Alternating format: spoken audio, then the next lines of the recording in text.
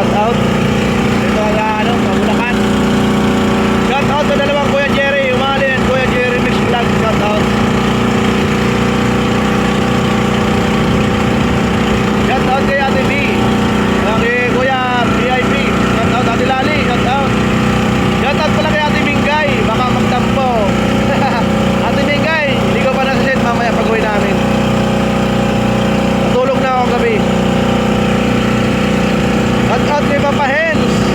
Ayan. Kay Kuya Marlon. Shout out. Ayan o. Sana ko lang si Kuya o. Mababaw na si Kuya.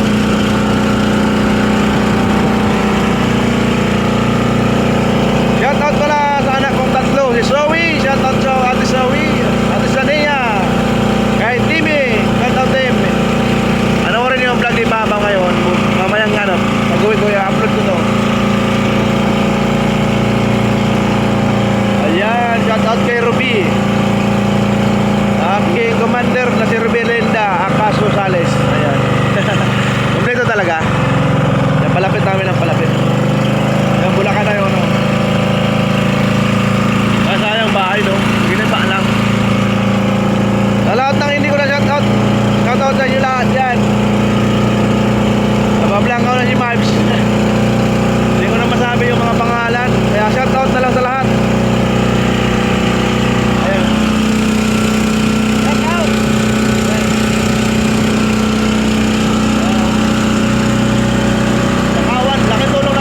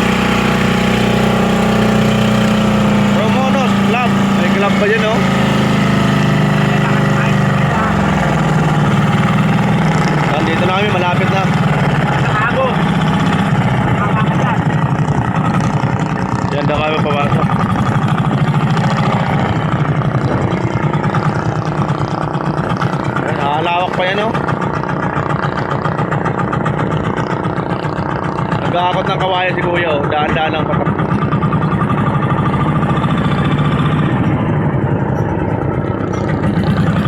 Dito, papasok dito. Baka yun ang pula na yun, oh. Yun ang bangka ng Tito Ambet.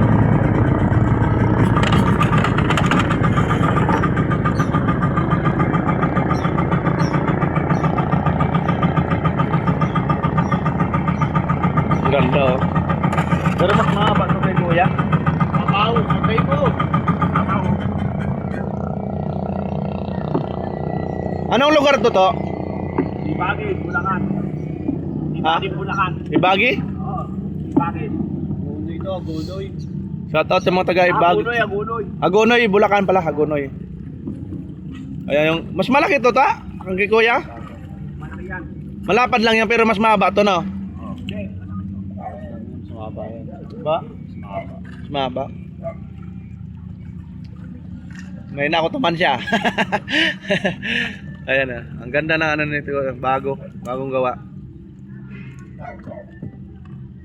Ayan, ang bangka ni Tito Ambet. Up. Ayan, matagal to pinag-iipunan ng Tito Ambet para sige kaya at makapagawa ng bangka. Ang laki ng makina, oh. Hindi nakasama si Prince. Mas mataas ng ano nito, body.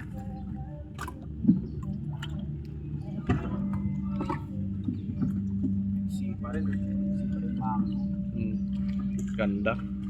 First time ko makasakay dyan, oh. Bagong bangka nito dito. Mas malalim pa lang ang loob, oh. Up. Fiberglass yung ano na. Yan. Ha? Ito na lang? Ayan, dito nagpagawa si Tito. Pagawaan to ng bangka dito.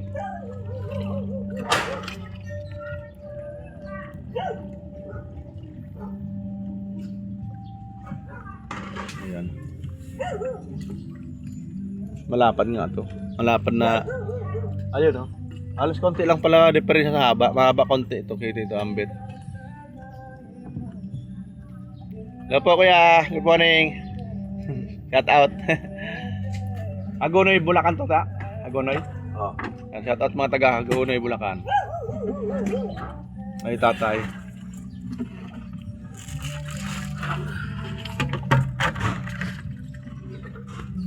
Naglilima si kuya. May napapasok na ng tubig. Ayun yung manibela niya. Yung kambyuhan. Parang ito walang kambyuhan kay kuya. Yan mo. Kambyuhan. No? Ganda pa gawa. Pulido. Fiberglass po.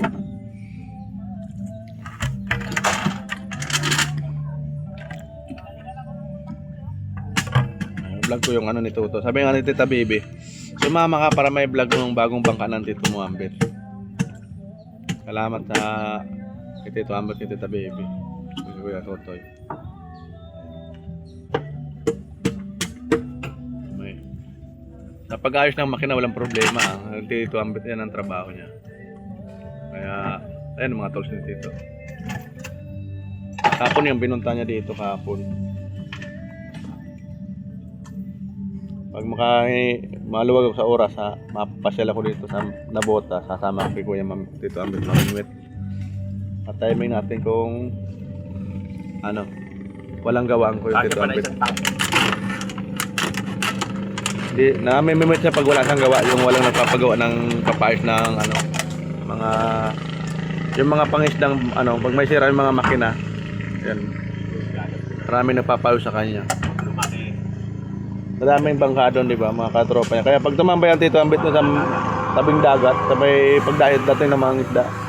Hapon, masarap ng isda na binigay sa kanya. Inaanak niya daw yun sa kasal. Inaanak nila ng Tita Baby sa kasal. Maraming inaanak daw. Mas maraming inaanak daw si Tita Baby sa kasal kaysa sa kanya. Mahihiyain pa si Tito Ambet. Hindi nakakapag-attend ng kasal kasi mas maraming gawa sa bangka. Lagi siyang nasa dagat. Laki ng makina. Makina pa na 100,000 na yan. Mataas ang body nito kaya hindi basta-basta mababasa.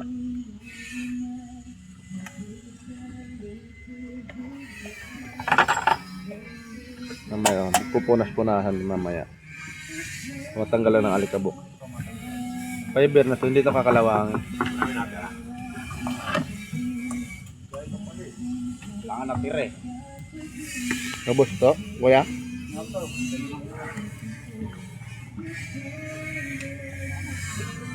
Mamaya dito na ako sasakay sa malaki. Ay, ano ko naman, panibagong vlog. Ilang minuto na kaya ito? Masilaw.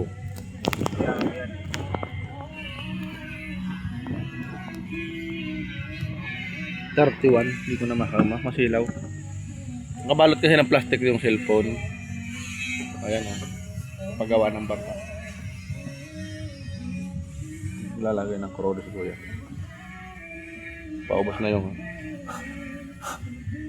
Lang pa rin natin. Tatangandar natin. Ang oras lang mahigit. tama lang, hindi pa nga tudong bilis eh. Kalaki. Buti. Walang kalaki oras. 20 ka rin, lukasan ko. May relo si Kuya Tito Ambet. Ako hindi ko na makita sa ano, kung hindi naputol yung live ko, maganda. Para makikita yung oras pagtakbo natin.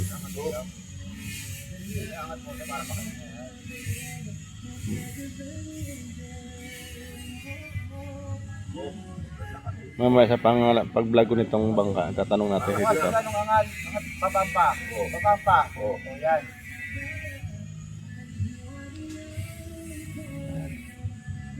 Nag-iisang anak lang si Tutoy, Kuya Tutoy na lalaki. Ito, dalawa ng bangka niya. Si Tutoy. Pepe, ano ito, pang krodo lang to. Nagko-krodo ang Kuya Tutoy. Yan ang negosyo ng Kuya Tutoy. Krodo or gasolina. Depende sa bangka. May mga bangka kasi na di gasolina. Yung mga gusto mabibilis. Pero karamihan krodo kasi tipid to sa ano. Matagal malusaw ang crudo. Luto, di ba? Yung container.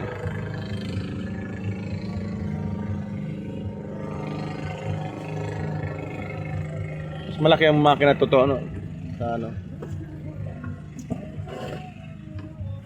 Grabe yung matak to.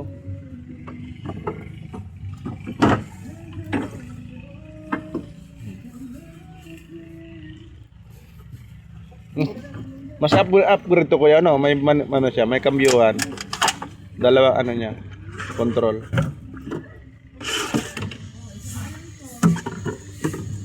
Kasi kuya wala to. Yung may kambyo parang sasakyan lang to.